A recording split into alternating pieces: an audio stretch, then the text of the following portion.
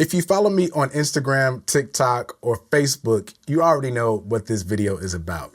But by chance, if you didn't follow me, I'm getting ready to tell you in this video how I spent last week with Kirk Franklin at Yale University. Ain't that crazy? You heard that right. Yale University was hosting a masterclass with Kirk Franklin, and my big brother's company, Next Showcase, was tasked with producing it as well as providing ground transportation. My big brother is Mark Hubbard, and I ended up flying with my other brother, Reggie Ayers, and my new brother, Brendan Jordan. We flew out of O'Hare, and if you know me, I live in Indiana, and I hate flying out of O'Hare Airport. It is like 3 hours away, so much traffic, so much time, and it's just, ugh. And then we also ended up on American Airlines. I've never flown on American before, and it wasn't the greatest experience. Teeny tiny plane, 2 seats on either side of the aisle, and just wasn't a very comfortable experience for a 6'3", 200 plus pound man. Let me just put it that way. But I was thrilled to go because I got a chance to flex those production skills that I have, flex those creative skills that I have, and administrative skills to help put on this show. And it was a blast. Let me tell y'all more about it. The experience was super cool. We landed in the afternoon. It was super warm, way warmer than here in Chicago, which was really weird, but got a chance to experience some of the beautiful scenery and the weather on a long drive from the airport to New Haven on campus at Yale. And we had a lunch meeting and met with the head of the department of the Yale Institute of Sacred Music, Dr. Braxton Shelley, and the Yale team to make sure that we were all aligned on everything that was happening. And pretty much that was the day's wrap from there. So after lunch, we took a tour of the campus, basically the parts that we were going to be utilizing to pick up and drop off artists, as well as the rooms that we would be using for various events throughout the weekend. And I got to know a little bit more about Yale's history and the number of famous people that have gone there. Obviously have known that it's an Ivy League school, but to be walking the halls where so much greatness has walked just did something to me. I love being around greatness and being amongst where great things happen. So it was pretty much a pleasure. From there, we went to the hotel. I got a chance to just sit down for a minute and check out the room. Here is the room. It's a beautiful space. Nice art. Nice big comfortable bed. And then over on this side, you have a little closet.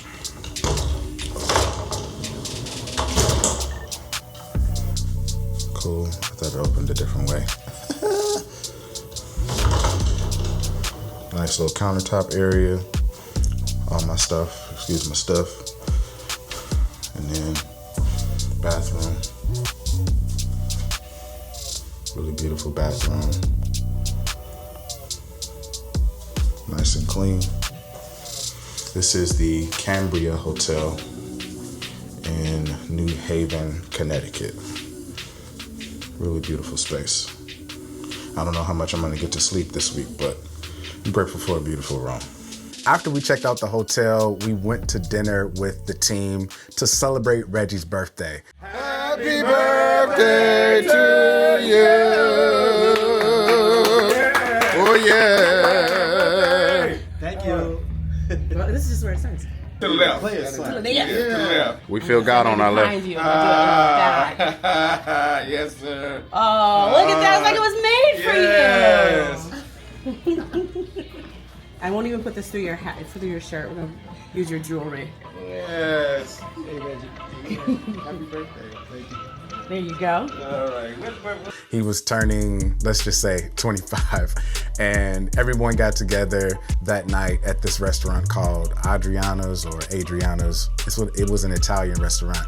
Not really sure how to pronounce it, but we were there celebrating his birthday. Everything was going great. We were secretly passing around a birthday card for everybody to sign it.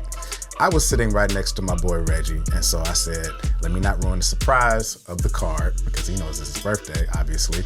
I'll go to the front of the restaurant to sign the card.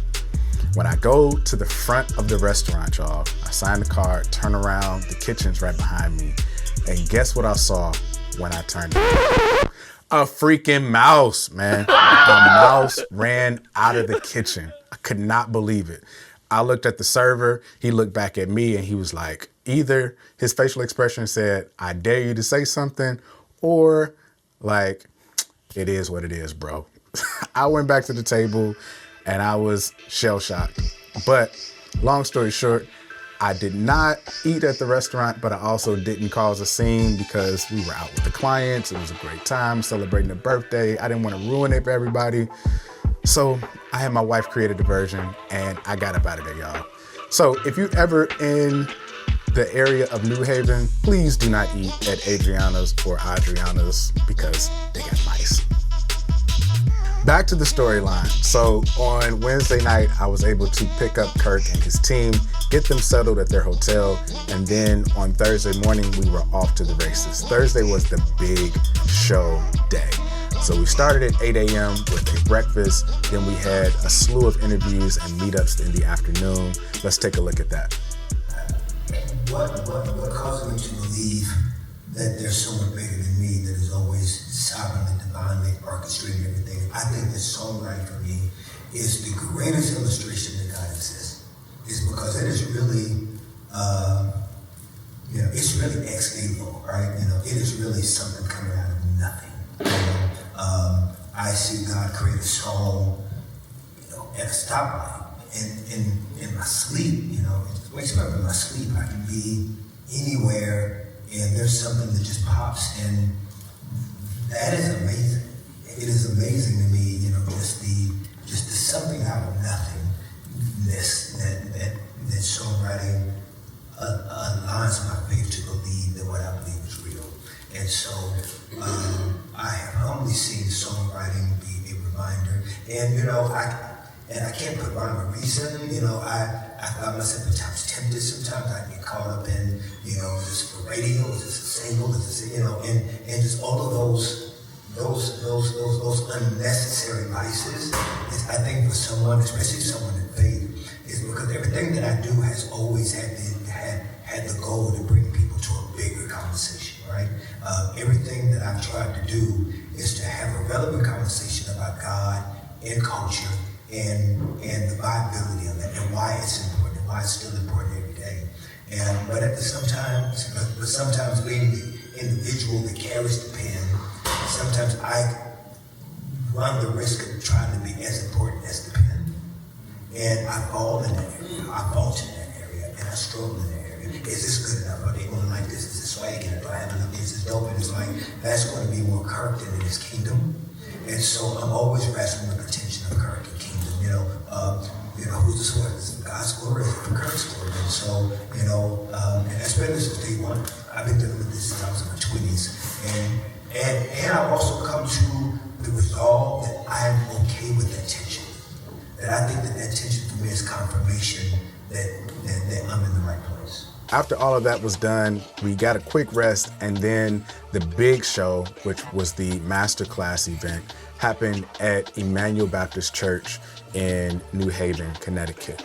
There was literally no room in that church. Every seat was taken, and it was a great night. Let's take a look at some of the footage from that night. It was basically a huge sing-along with a choir and the audience, full band. Let's check it out. What are you doing? If you're empty, let me hear you say. What we doing, y'all? What you doing, y'all? Free for what? Say it like you mean it. Yes, sir. Yes, sir. Come on, say it with me.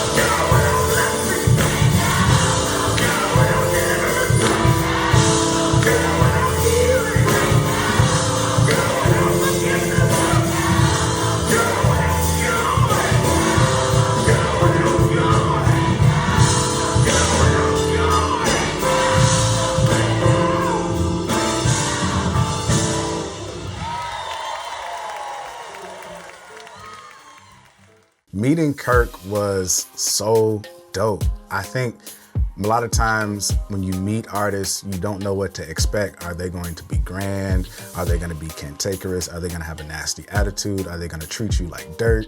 You know, and I was his driver, so, you know, I'm not necessarily a part of some special livery service or, you know, trained in that area. I was just assigned to do the job on the team. And he could have treated me like any other random driver, but it was a really great interaction, really great experience to be in his presence. He treated me like a king. He treated me with respect. And I think that's what it's all about. That's the type of artist that I aspire to be. If I ever get a chance to meet any of you guys, or if you've listened to my music and you enjoy my music and I ever get a chance to hang out with you, I want you to feel like I respect you and I'm looking out for you and I care about you. And you're an actual real person with real things going on, and, you know, realize that, you know, you may have really been looking forward to meeting me. And so as I was really looking forward to meeting him, this was a great experience in that he was so kind, so generous, and I can't take it for granted at all. Was able to have a brief lunch with him and the gentleman that he was traveling with. It was just overall great experience. Now, what sucked was taking him back to the airport at 2 a.m. right after the show. So yeah, but overall, really, really great experience. Thank you guys for watching. Shout out to my boy Mark Hubbard, my big brother, and Next Showcase, which provided this opportunity for me to go to Yale and Connecticut. This was the second year, y'all. Last year I got a chance to go and support the show, honoring one of my other GOATs, Richard Smallwood. And so this year it was really great to go back again and celebrate and experience the ministry of Kirk Franklin in such an intimate environment. So thanks for watching, y'all. Please subscribe to the channel. Drop this video a like if you would be so kind. Listen to my music, y'all. Search Tone Ross and Inspired on Spotify, Apple Music, YouTube, however you listen to music. Check my music out, and I'll see y'all in the next one. Always remember, keep living, because your very best days are still yet to come.